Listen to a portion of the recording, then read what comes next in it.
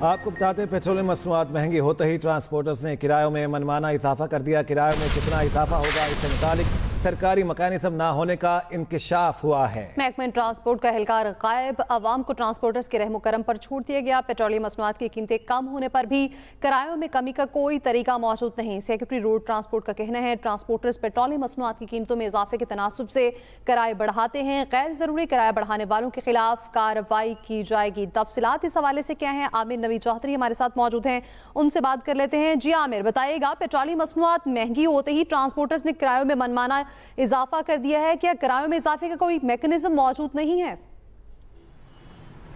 جی بالکل، جس طرح پیٹرولیم مصنوعات کی قیمتوں میں رد و بدل ہوتا ہے، خاص طور پہ اضافہ ہوتا ہے، تو ٹرانسپورٹر اس میں من مانا اضافہ کرایوں میں کر دیتے ہیں۔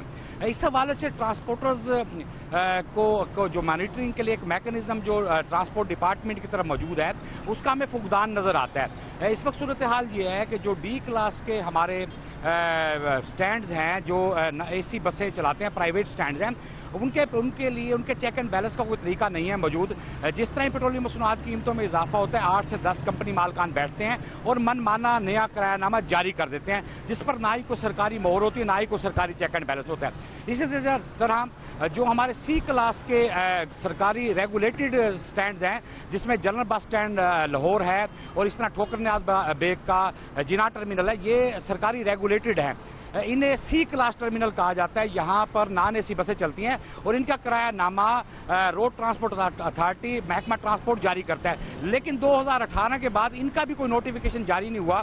یہ بھی شتر بے مہار کی طرح، جس طرح پیٹرولیم مصنوعات کی قیمتوں میں رد و بدل ہوتا ہے، سی کلاس ڈی کلاس کے جو ٹرانسپورٹ مالکان ہیں وہ اس میں از خود اضافہ کر دیتے ہیں۔